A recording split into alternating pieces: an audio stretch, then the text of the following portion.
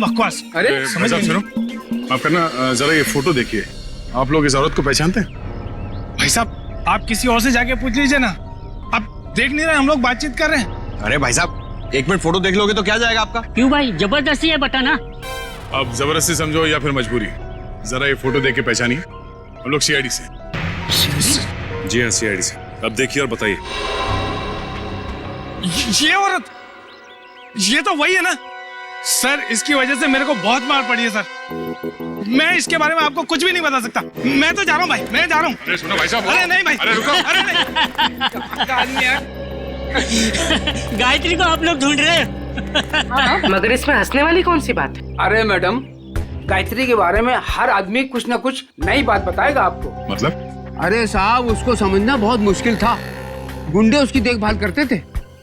और तो और साहब उसको कोई आंख उठाकर नहीं देख सकता था, ना ही उससे बात कर सकता था। वो रहती कहाँ थी? अभी तो कोई उसके घर में नहीं रहता। पिछले 6 साल से खाली पड़ा है। पता नहीं वो लोग कहाँ चले गए। कोई नहीं, हम देख लेंगे। ये बताओ कि उसका घर कहाँ है? वो रहा गायत्री का घर।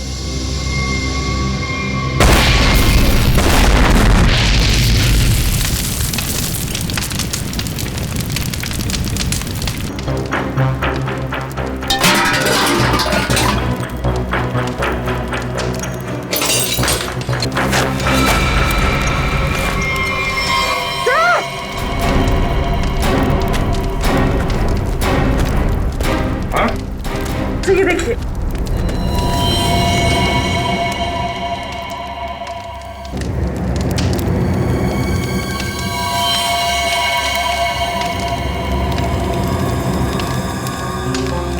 काम करो, ये जितनी भी हड्डियां सब उठा लो और लाश की खोपड़ी भी ढूंढो। यहीं कहीं होनी चाहिए आसपास।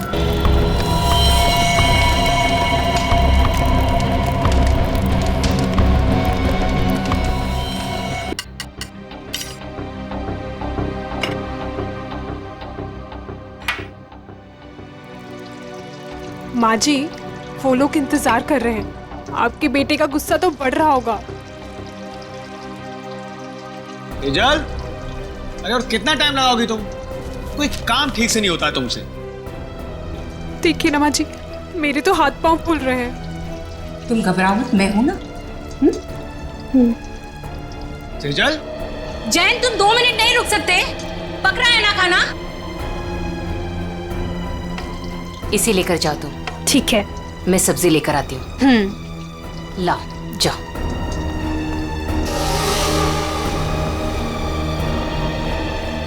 थैंक गॉड, आज खाना तो ठीक वक्त पर आ गया।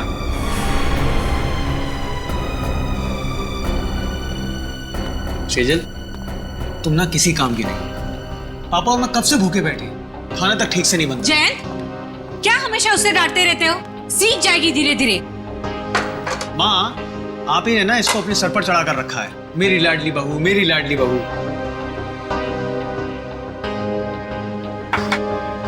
घबराओ मत, मैं हूं ना।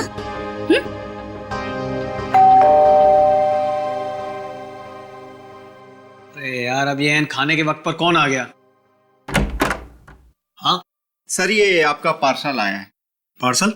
जी हाँ पर भेजा किसने? सर, एक तो आपने पड़ा हुआ पार्सल लेके आया हूँ और ऊपर से मुझसे ही सवाल कर रहे हैं। तो हमने अभी तक किसी को एड्रेस नहीं दिया तो पार्सल कैसे आ गया?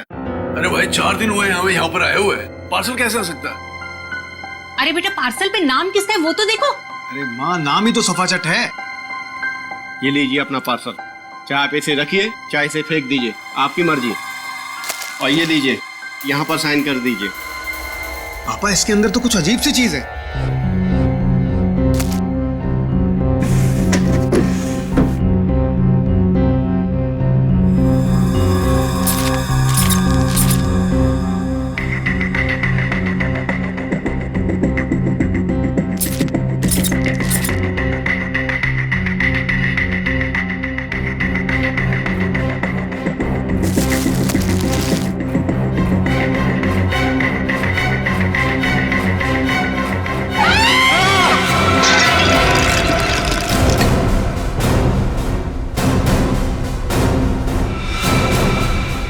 किसने भेजा है हमारे घर ऐसा?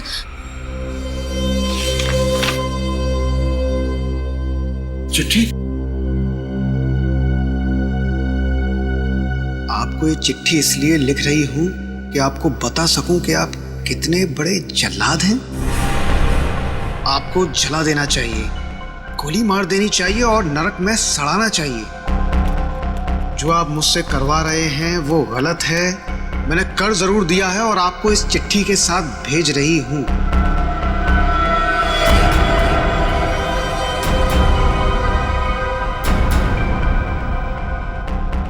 लेकिन अब बस, अब मैं आपके लिए ये घोर पाप नहीं करूंगी। मैं कुछ नहीं करूंगी। अब उसे मारना है या नहीं आप देखो। मैं अपने गांव बरोलपुर वापस जा रही हूं और आपको कभी नहीं मिलूंगी। आप बहुत ही घटिया आदमी हो और मैं अब नहीं डरती आपसे, आपकी गायत्री।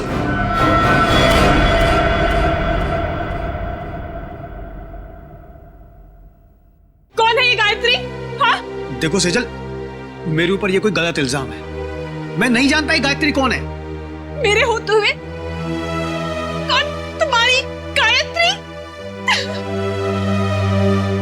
और ये तोहफा दिया है तुम्हारी गायत्री ने तुम्हें? हाँ?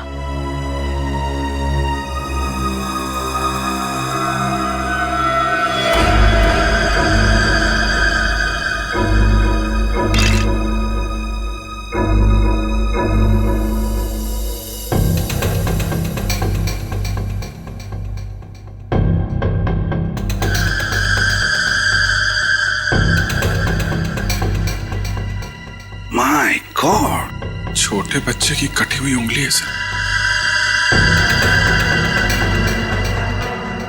फॉर्मल्डिहाइड में रखी है, लगता है 5-6 दिन पुरानी होगी सर। उंगली काट के भेजा है, मतलब ब्लैकमेलिंग किडनैपिंग का केस लग रहा है सर।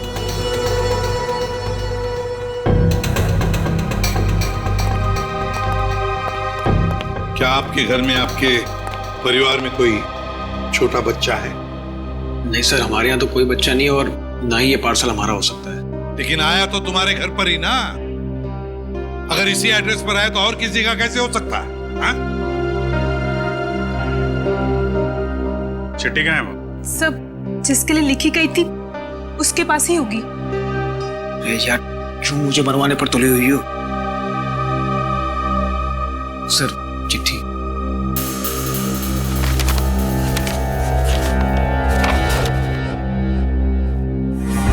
आपको चिट्ठी इसलिए लिख रहे हैं कि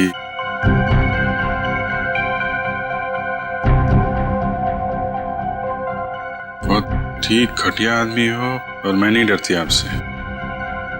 आपकी गायत्री। सर, हमें नहीं पता ये चिट्ठी में ये लड़की क्या बात कर रही है और हम गायत्री को नहीं जानते।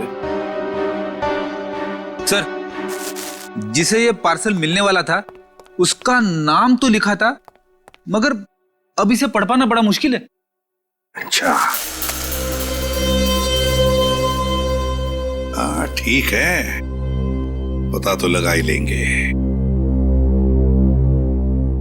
लेकिन इस गायत्री ने एक छोटे बच्चे की उंगली काट कर यहां भेजी है आपके पास, और तुम लोग कह रहे हो कि तुम्हें कुछ पता नहीं ये गायत्री कौन है। तो क्या उसके सपने में आया या आप लोगों का एड्रेस?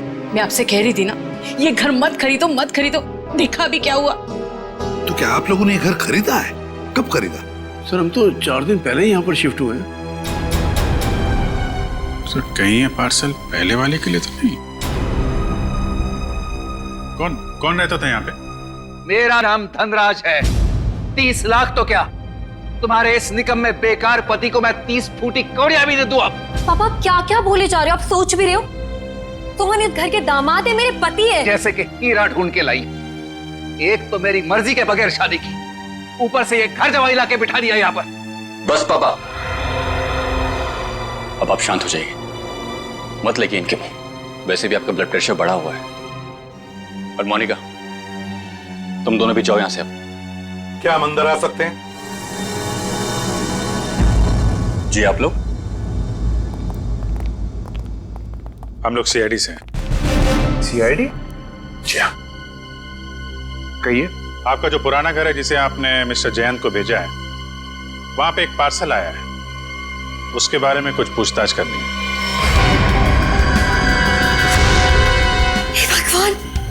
उंगली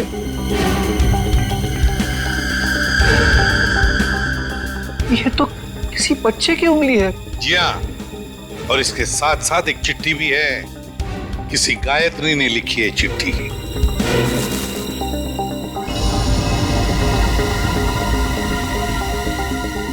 कौन है ये गायत्री?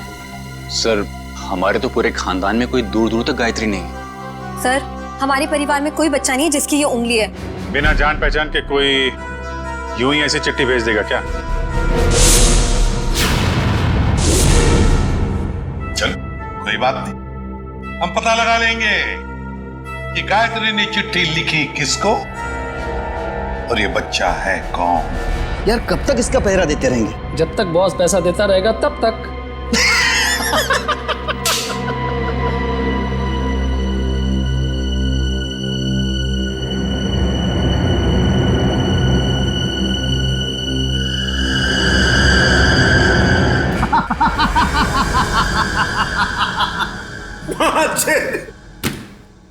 कटी हुई उंगली देखकर सदमा लगा इसे।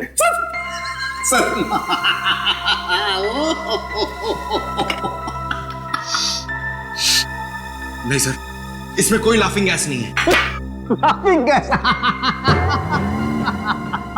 ये देख साउंड के, तुझे हमने सिर्फ इतना बताया कि गायत्री नाम की एक औरत ने एक बच्चे की उंगली काट दी, तो तुझे हंसी के फव्वारे फूट रहे हैं। यार सिर्फ इतना ही कहा है ना कि ये उंगली शायद 5-6 दिन पहले काटी गई है, क्योंकि सही सलामत है, सड़ना शुरू नहीं हुई है। उंगली तो ठीक है, लेकिन ये फॉर्मेल्डिहाइड का क्या? फॉर्मेल्डिहाइड का क्या? हाँ क्या? ये देखो, रिपोर्ट पढ़ो फॉर्मेल्डिहाइड की। क्या? फॉर्मेल्डिहाइड सॉल्यूशन 6 साल पुराना है? 6 साल? पंकज क्या हुआ? लगता है फॉर्मल्डिहाइड पी गया इसे। सर, इसने अभी अभी कटी हुई उंगली का फॉर्मल्डिहाइड सूंघा है। सालूम के साहब ने सूंघा, सालूम के साहब गए। पंकज ने सूंघा, पंकज आया। अब तुम भी सूंघ लो। नहीं सर, मेरी वाइफ ने कहा है हंसना मना है। सालूम के सर, हमें इतना बेवकूफ मत समझिए। ये फॉर्मल्डिहाइड भले 6 साल पुराना हो, मगर इसकी कटी हुई उंगली थोड़ी 6 साल पुरानी होगी। और नहीं तो क्या? और नहीं तो क्या? ऐसा नहीं हो सकता कि इस गायत्री के पास 5-6 साल पुराना फॉर्मेल्डिहाइड हो जिसमें उसने ये उंगली रख दी। क्यों? अब चुप क्यों हो गए? अरे यार वो क्या जब जब जब जब का है? फॉर्मेल्डिहाइड 6 साल पुराना तो उंगली भी 6 साल पुरानी हो गई। देखो बॉस, वो जो चिट्ठी गायत्री ने भेजी है ना, उस चिट्ठी पर जो स्याही है, मैं उस स्याही के अंदर घुसूंगा और पता चल जाएगा। आओ, ये लो, सालू के सब अब चींटी बन के दिखाएंगे। कैसे? कुछ पी जाएंगे और क्या, चींटी बन जाएंगे? ओ, अगर चींटी नहीं बनेंगे तो इनके अंदर घुसेंगे कैसे, है ना? देखो चल, ये है क्रोमेटोग्राफ। लाइट वहां से निकलेगी और इस जाली पर पड़ेगी। ये खास किस्म की जाली। यहां पर लाइट का एक स्पेक्ट्रम बनेगा। लाइट हो जाएगी सतरंगी और इस फिल्टर पर पड़ेगी। ये खास किस्म का फिल्टर है जहां से सिर्फ एक खास किस्म की लाइट की रेज ही इस चिट्ठी पर पड़ेगी जो गायत्री ने लिखी, और वो लाइट इस चिट्ठी पर जो स्याही है, उस स्याही के अंदर घुस जाएगी।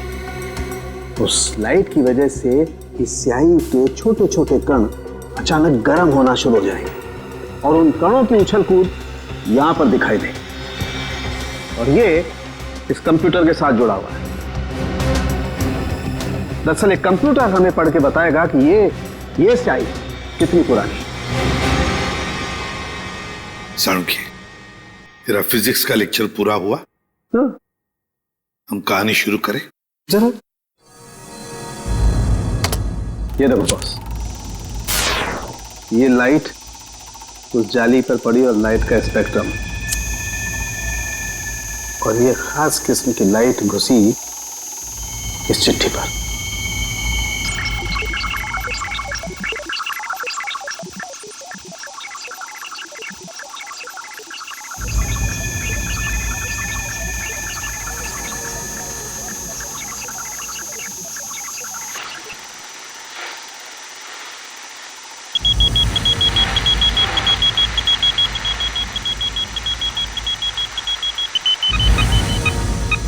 6 साल?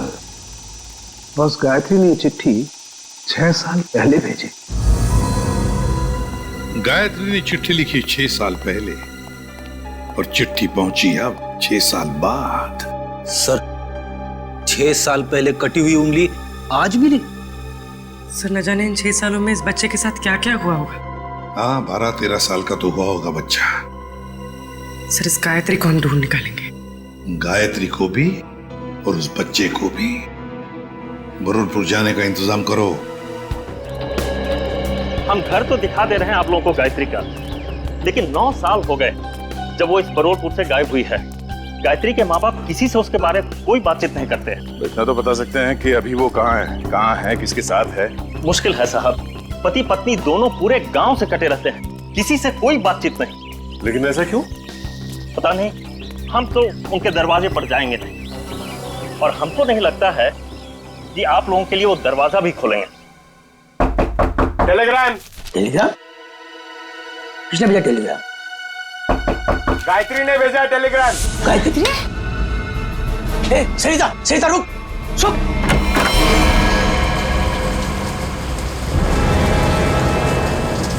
कौन है भैया आप लोग? हम लोग सीआईडी से। सीआईडी से? और आपकी बेटी गायत्री को ढूंढते ढूंढते मुंबई से यहाँ आए। मुंबई से? पर गायत्री तो मुंबई में ही है, वो आपको वहाँ नहीं मिली? उसके इस चिट्ठी के हिसाब से तो 6 साल पहले आपकी बेटी गायत्री को यहाँ बुरलपुर में 6 साल पहले आना चाहिए था। जब लेटर लिखा था तो आई क्यों नहीं अभी तक?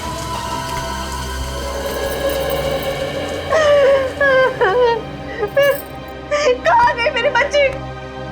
कहाँ गई? कहाँ गई मेरे बच्चे? देखिए, आप लोगों को गायत्री के बारे में जो कुछ भी मालूम है हमें बताइए, हम उसे ढूंढ निकालेंगे। हो सकता है वो किसी परेशानी में हो। हाँ? वो मुंबई में कहाँ रहती थी? पता नहीं साहब, मेरी गायत्री 18 साल की थी तो भागे मुंबई चली गई। वो हम लोगों ने उसको मुंबई नहीं छोड़ दी। अचानक एक दिन उसने फोन किया कि उसने वहाँ किसी के साथ शादी कर ली। पूरे गांव के सामने हमारी इज्जत को मिट्टी में मिला दिया। ये बात है कब की? करीब 7 साल पहले की। उसके बाद आप लोगों का उनसे कोई संपर्क नहीं हुआ? एक बार उसने फोन किया था, उसने बताया कि वो बहुत बड़ी मुसीबत में फंस गई है। पर साहब, हम यहाँ से क्या कर सकते हैं? कैसी मुश्किल? पता नहीं साहब, वो खुद फोन कर गई है, बोलती थी पापा मैंने आग के परेशानी मोल ले ली है। जिसके लिए उसने ये चिट्ठी लिखी थी उसी ने मुसीबत में डाल रखा होगा उसे। किस नंबर से फोन करती थी वो आप लोगों को? किसी दुकान से फोन आता था साहब, फिर अचानक फोन आना ही बंद हो गया मेरी बेटी का। तो आप लोगों ने पता करने की कोशिश नहीं की कि उसने फोन करना बंद क्यों किया? साहब, हमने कई बार वहाँ फोन किया और एक दिन दुकानदार ने बताया कि वो मैडम अब यहाँ पे नहीं आती, शायद वो मोहल्ला छोड़कर चली गई। तो आपने उसे ढूंढने की कोशिश नहीं की? नहीं मैडम। अच्छा, गायत्री के पति के बारे में कुछ पता है आपको? कोई पता नहीं साहब पति के बारे में। अच्छा, गायत्री का एक बेटा भी था ना? नहीं साहब, उसका कोई बच्चा नहीं था, वरना क्या वो अपनी माँ को नहीं बताती? ठीक है, आप हमें उस दुकान का नंबर दीजिए और गायत्री का फोटो भी हम पता कर लेंगे। ये क्या है, तेरे को बच्चे को तैयार करने में इतना समय लगता है? अरे आ रहा हूँ भाई, नए कपड़े पहना रहा हूँ। ठीक है, जल्दी आ। पता नहीं यार ये बॉस को भी क्या हो जाता है, हर महीने में एक नया कपड़ा पहनाकर उसका फोटो खींच के भेजने को कहते हैं। कमाल है। चल ना, ले तैयार हो गया। बेटा क्यों रो रहे तू? ये अंकल ने मुझे मारा। बेटा मत रो, अंकल को हम बाद में खूब मारेंगे। अब स्माइल दे, एक फोटो निकाल लेता हूं तेरा। सर पिछले 15 साल से हम धनराज के पड़ोसी थे सर। हम उसकी रग रग को जानते हैं सर। उसने जरूर कुछ गड़बड़ किया होगा, तभी तो अपना घर वो कोड़ियों के भाव बेचकर भाग गया। तो ये कुमार जी मोहल्ले में पूरी बात बताते समय घबरा रहे थे तो इनको यहाँ ले आए। सर हम मोहल्ले में उनके बारे में कुछ बोल नहीं सकते थे क्योंकि बड़े खतरनाक लोग हैं सर, वो हम सबकी जान भी ले सकते थे। हाँ सर, उसका बदमाश दामाद सोहन और वो खुद बुढ़ा धनराज, अगर वो डस भी ले ना सर तो कोई पानी ना मांगे। अच्छा, ऐसा क्या किया उन्होंने आपके परिवार के साथ? सर उनको समझना बहुत मुश्किल है, बहुत घटिया लोग हैं सर, एक नंबर के क्रिमिनल है सर। मेरी बेटी की हालत देखिए ना सर, धनराज के बेटे ने इसकी जिंदगी खराब कर दी। रणवीर ने? नहीं सर, हम रणवीर की बात नहीं कर रहे हैं, उसका छोटा बेटा अमन की बात कर रहे हैं सर। एक मिनट, उनके घर में हमने एक ही बेटा देखा, रणवीर, लेकिन धनराज का दूसरा बेटा अमन है, ये तो हमें किसी ने नहीं बताया। सर, उन्होंने भी आपको सच नहीं बताया। भगोड़ा है अमन। सर, उससे मेरी शादी होने वाली थी और सगाई के दिन ही वो मुझे छोड़कर भाग गया। पता नहीं कहाँ चला गया था। ये धनराज और उसका परिवार तो काफी शातिर निकला सर। गायत्री का फोटो दिखाओ इन्हें। सर, इसे कभी देखा उनके परिवार में? ये गायत्री? नहीं, कभी नहीं देखा। अच्छा, कोई बच्चा भी था उनके परिवार में? नहीं सर, कभी कोई बच्चा नहीं देखा। अभिजीत, ये अमन वाली बात मुझे गड़बड़ लगती है। क्या उस अमन के बारे में और कुछ बता सकती हो तुम? हाँ सर, अमन और उसके पापा की बिल्कुल नहीं बनती थी, इसलिए वो एक गोरेगांव के रेस्टोरेंट में काम करता था, फिर पता नहीं अचानक कहाँ गायब हो गया। अभिजीत, तो गोरेगांव में जाकर पता लगाओ किस होटल में ये अमन काम करता था। ये तो बहन जी हैं। बहन जी? हाँ साहब, सीधी सादी सी थी, हमेशा दुखी दुखी रहती थी, तो मैं इन्हें बहन जी कहता था। करीब 5-6 साल हुए हैं, अब मेरी दुकान पे नहीं आती हैं। आप बता सकते हैं कि वो इतना दुखी क्यों रहते थे? मैडम, मुझे नहीं मालूम, ये तो उनके पति ही बता सकते हैं। आप उनके पति को जानते थे? नहीं साहब, उनके पति को तो कभी देखा नहीं, लेकिन अक्सर हर दूसरे दिन बहन जी मेरी दुकान पर अकेली ही आती थी। यहाँ से अपने गांव फोन करती थी, अपनी जरूरत का सामान लेती थी और चली जाती थी। उसके साथ कोई बच्चा भी आता था 5-6 साल का? नहीं साहब, मैंने कभी कोई बच्चा नहीं देखा इनके साथ। अच्छा, ये बहन जी रहती कहाँ पर थी? साहब, अगर मुझे इनके घर का पता मालूम होता तो मैं अपने उधार के 2500 रुपए वसूल नहीं कर लेता इनसे। सर, अगर ये गायत्री हर दूसरे दिन यहाँ फोन करने आती थी तो इसका मतलब तो यही है ना कि कहीं आसपास ही रहती होगी। इतनी वाहियात फिल्म थी ना कि मैं तो पूरी पिक्चर में ही सोता रहा। अरे क्या बात कर रहे? तो और क्या, इतनी बकवास पिक्चर? अरे एकदम बकवास। अरे समझ सुनो, आप करना जरा ये फोटो देखिए, आप लोग इस औरत को पहचानते हैं? भाई साहब, आप किसी और से जाके पूछ लीजिए ना, आप देख नहीं रहे हम लोग बातचीत कर रहे हैं। अरे भाई साहब, 1 मिनट फोटो देख लोगे तो क्या जाएगा आपका? क्यों भाई, जबरदस्ती है, बताना। अब जबरदस्ती समझो या फिर मजबूरी, जरा ये फोटो देख के पहचानिए। हम लोग सीआईडी से। जी हाँ, सीआईडी से। अब देखिए और बताइए। ये औरत, ये तो वही है ना सर, इसकी वजह से मेरे को बहुत मार पड़ी है सर। मैं इसके बारे में आपको कुछ भी नहीं बता सकता। मैं तो जा रहा हूँ भाई, मैं जा रहा हूँ। अरे सुनो भाई साहब। अरे नहीं भाई, अरे रुको। अरे नहीं। गायत्री को आप लोग ढूंढ रहे हैं। मगर इसमें हंसने वाली कौन सी बात है? अरे मैडम, गायत्री के बारे में हर आदमी कुछ ना कुछ नई बात बताएगा आपको। मतलब? अरे साहब, उसको समझना बहुत मुश्किल था, गुंडे उसकी देखभाल करते थे, और तो और साहब, उसको कोई आंख उठाकर नहीं देख सकता था, ना ही उससे बात कर सकता था। वो रहती कहाँ थी? अभी तो कोई उसके घर में नहीं रहता, पिछले 6 साल से खाली पड़ा है, पता नहीं वो लोग कहाँ चले गए। कोई नहीं, हम देख लेंगे। ये बताओ कि उसका घर कहाँ है? वो रहा गायत्री का घर।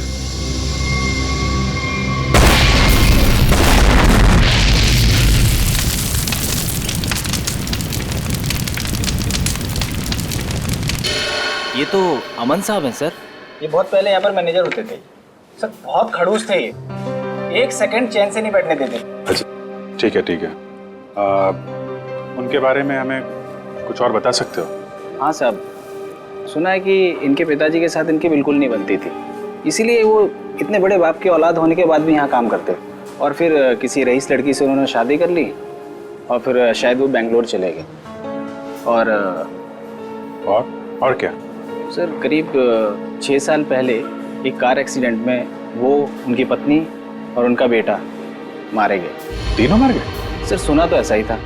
उनकी पत्नी का नाम गायत्री था क्या? नहीं सर, गायत्री तो नहीं था, नाम तो कुछ और था सर। पहले याद था पर अब याद नहीं आ रहा। तुमने बताया उनका बेटा भी था? हाँ सर, करीब 5-6 साल का था जब वो एक्सीडेंट हुआ था। Thank you very much. वो उंगली 5-6 साल पहले की कटी हुई है, किसी 5-6 साल के बच्चे की है, और अमन के बेटे का एक्सीडेंट भी 5-6 साल पहले हुआ था, और वो चिट्ठी भी 5-6 साल पहले लिखी है। तो ये बच्चा तो पोता निकला धनराज का। कहीं ऐसा तो नहीं कि ये बच्चा भी जिंदा हो? मुझे भी ऐसा ही लग रहा है। जरा बेंगलोर फोन करो और पुलिस स्टेशन से एक्सीडेंट के सारे रिकॉर्ड मंगवा लो। इस गायत्री का कुछ ना कुछ लेना देना है धनराज परिवार से। पर ये धनराज सारी बातें हमसे छिपा क्यों रहा है?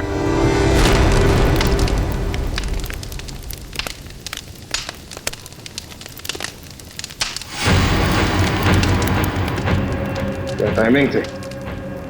हम लोग यहाँ गायत्री के घर पहुंचने ही वाले थे कि किसी ने यहाँ पे बॉम्ब ब्लास्ट कर दिया। सर ये ठंडे बस्ते में पड़ा हुआ मामला नहीं लगता है। लगता है बच्चा अभी भी जिंदा है और ये मुजरिम हम पे नजर रखे हुए था, इसीलिए उसे पता लग गया कि हम गायत्री के बारे में पूछताछ कर रहे हैं। हाँ, मगर ऐसी क्या चीज थी यहाँ जो मुजरिम चाहता था कि हमारे हाथ न लगे? ये घर सालों से बंद पड़ा है, गायत्री यहाँ पे रहती भी नहीं है, फिर ये धमाका करने की क्या जरूरत थी? जरा देखो आसपास, देखो कोई सुराग मिलता है।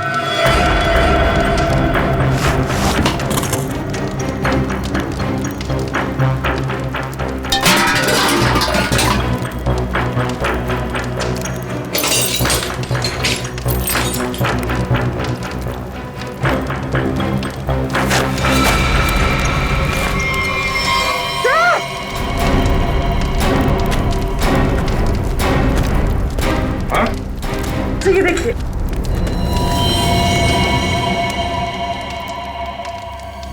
किसी की हड्डियां हैं, सीमेंट और ईंट के टुकड़े पे चिपकी हुई है।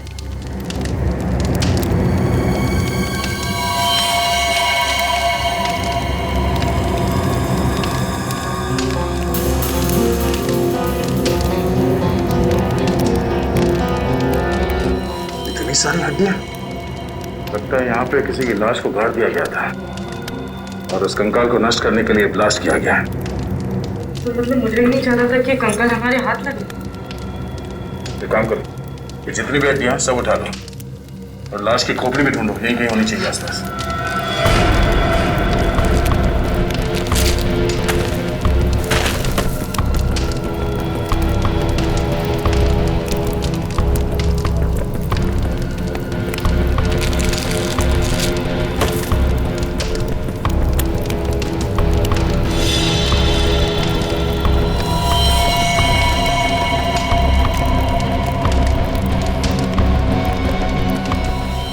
ये देखो, मिल गई खोपड़ी।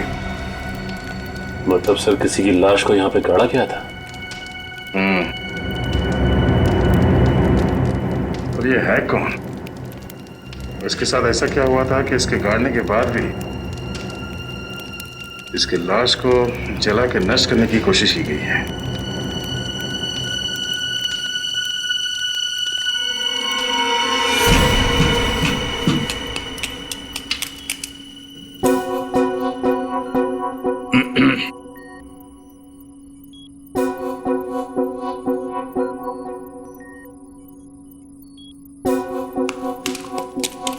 सालुंखे, तू एक ही हड्डी निकालते रहे ना, हम यहाँ खड़े खड़े भजन करते हैं। हाँ?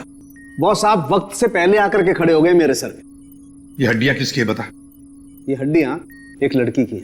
सर, गायत्री के घर में लड़की की हड्डियां? कहीं कहीं हड्डियां गायत्री की तो नहीं? पता नहीं गायत्री की हैं या नहीं है, ये तो तभी पता चलेगा जब हम इस खोपड़ी पर चेहरा बना लेंगे।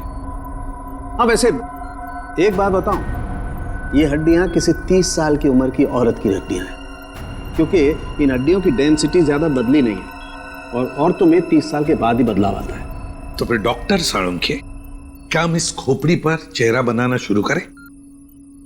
क्यों नहीं?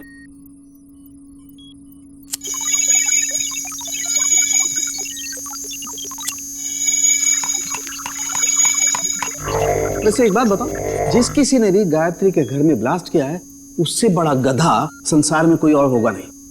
वो क्यों? सिंपल सी बात है, अगर वो ब्लास्ट नहीं करता तो ये खोपड़ी बाहर नहीं आती, और अगर ये खोपड़ी बाहर नहीं आती बॉस, तो हम इस खोपड़ी पर चर्चा नहीं कर रहे होते।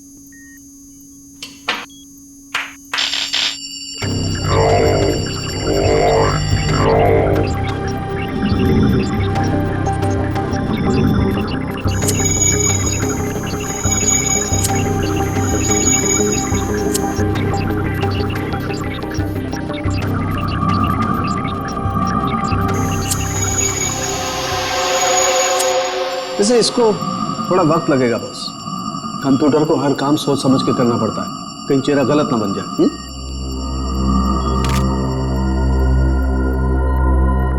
माय गॉड, ये क्या है? ये देखो बॉस, ये तो सोना है, गोल्ड।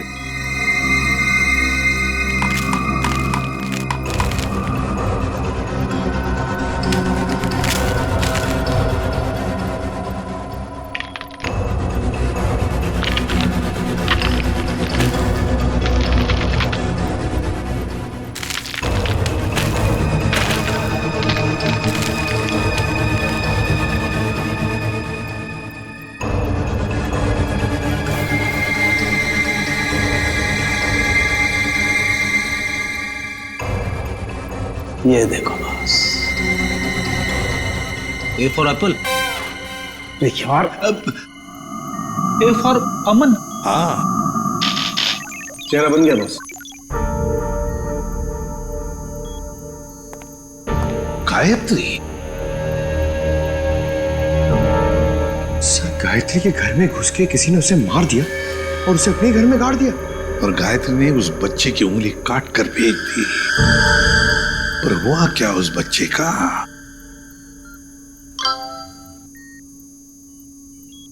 सर, बैंगलोर पुलिस ने एक मेल भेजा है। लिखा है कि 6 साल पहले अमन अपनी वाइफ के साथ कहीं जा रहा था, कार पहाड़ से नीचे गिर गई और कार में आग लग गई। हाँ, मगर इस फोटो में बच्चा भी है। पर सर, मेल में तो बच्चे का कोई जिक्र ही नहीं है। इसका एक ही मतलब हो सकता है कि बच्चा जिंदा है। सर, बच्चे ने गले में चेन भी पहनी हुई है। और सर, वही वाली चेन है, A for apple. A for अमन।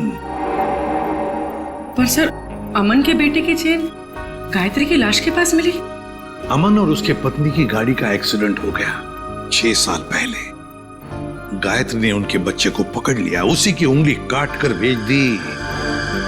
और अब तो गायत्री ही नहीं रही, तो फिर वो बच्चा कहां गया? उस बच्चे को ढूंढना होगा, बचाना होगा, और इस धनराज की गर्दन पकड़नी होगी।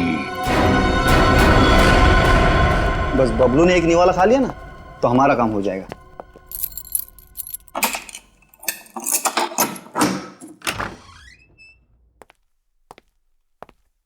बबलू बेटा, ले बेटा खाना खा ले। ये मेरे लिए? हाँ मुन्ना, तेरे लिए ही है, ले खा ले।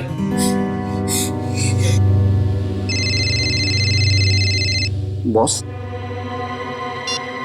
हाँ बॉस, हाँ बस निकल ही रहे। हाँ बॉस, आपका काम हो गया बॉस। चल निकल, चल। धनराज जी, क्या कह रहे थे आप लोग? कि आपको उंगली के बारे में कुछ पता नहीं, गायत्री कौन है किसी को कुछ नहीं मालूम, आपके पूरे परिवार में कोई बच्चा है ही नहीं, तो फिर क्या ये झूठ पे झूठ बोलते रहे आप। आपको मालूम था वो उंगली किस बच्चे की है। आप जानते थे गायत्री ने एड्रेस लिखने में कोई गलती नहीं की। आपने ये बताना जरूरी नहीं समझा कि आपका एक और बेटा था अमन, जिसका एक 5-6 साल का बच्चा है? क्यों?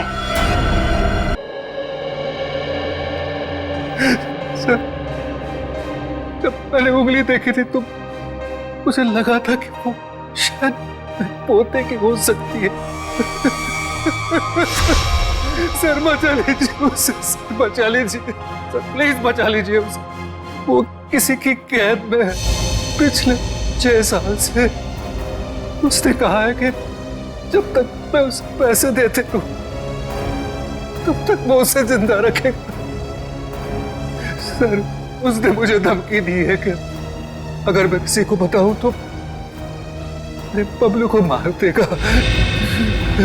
पापा, अमन का बेटा जिंदा है और आपने हमें भी नहीं बताया। मैं नाराज था अमन से।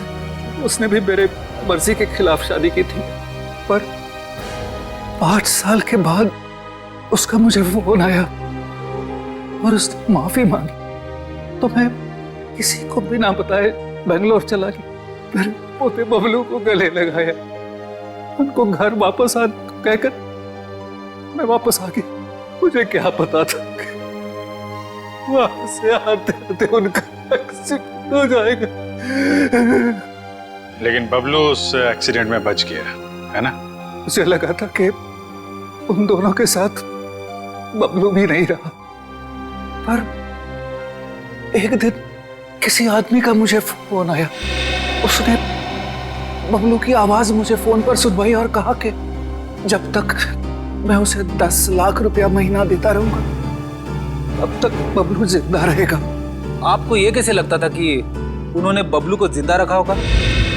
सर, वो हर महीने मुझे बबलू के फोटोग्राफ्स भेजता रहा सर। 1 मिनट, ये लीजिए सर।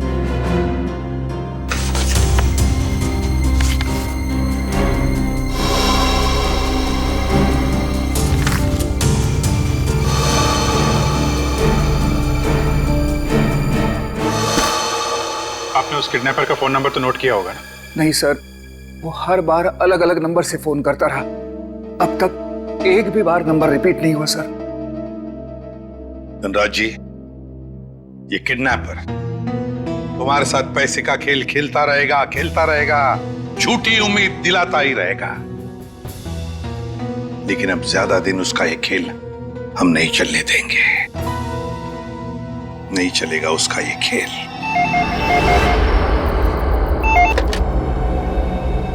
हेलो धनराज जी, मैं सोच रहा हूँ कि आपका पोता मैं लौटा दूं। ओह, तुम हो? भगवान तुम्हारा भला करे। प्लीज मेरे पोते को लौटा दो। हम भगवान के भरोसे पे नहीं रहते। तुम हमारा भला करोगे और हम तुम्हारा। हाँ हाँ, मैं हमेशा की तरह पैसे लेके आऊंगा। बोलो कहाँ आना है? अभी आता हूँ। नहीं, अभी नहीं, कल सुबह ठीक 7 बजे कल्लू गैरेज, और इस बार 10 करोड़ लेकर आना। 10 करोड़? हाँ, 10 करोड़। पर इतने सारे कैश पैसे मैं कहाँ से ले आऊंगा? इसीलिए तो 12 घंटे का समय दे रहा हूँ ना। और सुनो, कोई चालाकी नहीं, वरना अपने पोते से हमेशा के लिए हाथ धो बैठोगे। नहीं नहीं, प्लीज कुछ भी मत करना मेरे पोते को। मैं पहुंच जाऊंगा, 7 बजे के पहले ही पहुंच जाऊंगा। Hello hello hello.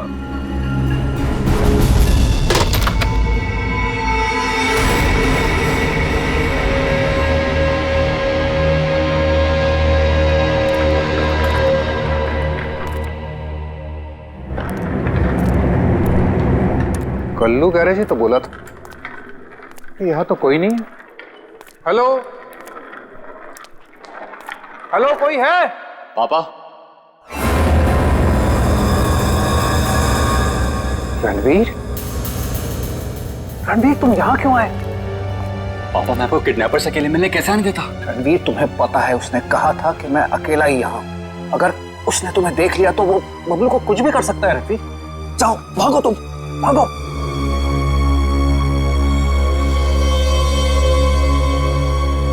पापा, अगर मैं ही यहां से चला गया तो आपको आपके लाडले पोते से कौन मिलाने वाला है? क्या?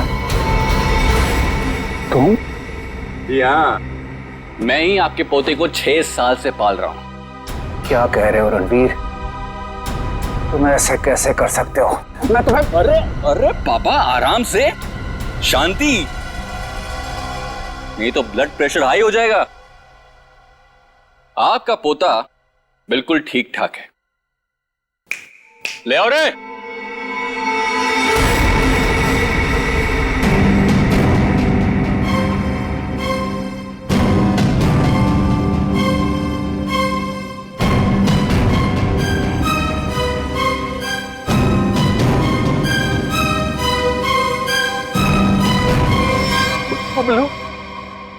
दादाजी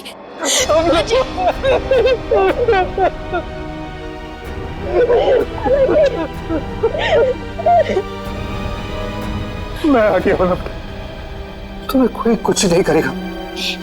चलो घर चलते। अरे रुकिए पिताजी रुकिए, जाते जाते जरा इन कागजात पे साइन करते जाइए, देख लीजिए।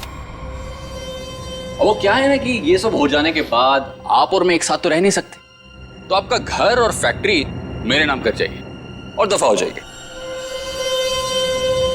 तो जैसे विश्वासघातकी को तो मैं एक फूटी कौड़ी भी नहीं दूंगा। दोगे पापा दोगे, जब आप बिना देखे अपने पोते के लिए करोड़ों रुपए दे सकते हो तो देखने के बाद तो इतना दे ही दोगे।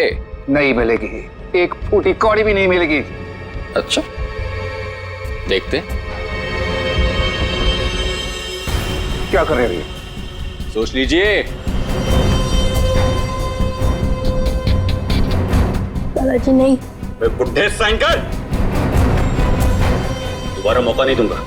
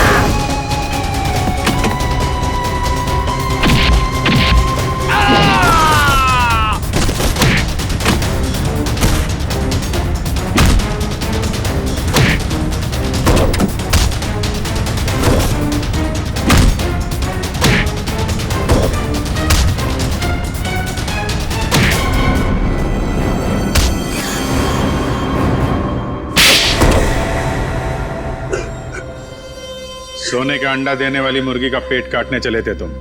सारे अंडे एक साथ चाहिए थे, हैं? धनराज जी को फोन करके यहां बुलाना तुम्हारी सबसे बड़ी गलती थी। गायत्री ने वो चिट्ठी इसी जल्लाद के लिए लिखी थी, इसने शादी की थी उससे। अब बता क्यों किया तूने ये सब? कोई औलाद नहीं थी इनकी, तभी इन्होंने मुझे गोद लिया था। लेकिन फिर अमन के हो जाने के बाद मैं इन पर बोझ बन के रह गया था। रणवीर, मैंने तुम्हें कभी अमन से कम नहीं समझा बेटे। झूठ बोल रहे हो तुम। अमन ने इनकी मर्जी के बगैर शादी की थी और वो घर छोड़ के चला गया। तो मुझे लगा शायद अब मुझे मेरा हक मिल जाएगा, लेकिन नहीं, सुलह करके आ गया उसके साथ। इसलिए तुमने अमन को एक्सीडेंट में मरवा दिया? हाँ, लेकिन उस एक्सीडेंट में अमन का बेटा अंकित बच गया था। लेकिन मैंने सोचा कोई बात नहीं, इसी बच्चे के जरिए मैं इस पैसे के पुजारी से पैसा निकलवाता रहूंगा और एक दिन इनको कंगाल बना दूंगा। गायत्री तो तुम्हारी पत्नी थी, उसको क्यों मारा? सर, मुझे लगा वो अंकित को मेरे हिसाब से संभाल लेगी, लेकिन नहीं, उसे उस पर दया आने लगी। मेरे इतने दबाव देने के बाद ही उसने इसकी एक उंगली काटी थी और उसके बाद वो मुझे धमकाने लगी। कहती है कि अंकित को जल्दी से घर छोड़ दो वरना मेरा भांडा फोड़ देगी, मेरा, अपने पति का। इसलिए तुमने उसे भी मार के वहां घर में गाड़ दिया? हाँ, क्योंकि मैं नहीं चाहता कि मेरी तरफ आराम से आने वाले पैसों के बीच में कोई भी रुकावट बन जाए। रुकावट तो आनी ही थी रणवीर। जुर्म के रास्ते में रुकावट डालने और मुजरिम को उसके अंजाम तक पहुंचाने के लिए सीआईडी बनी है। 3-3 खून करने और बच्चे की किडनैपिंग के जुर्म में जेल की सलाखों के पीछे सड़ना होगा जब तक फांसी का ऑर्डर नहीं आता।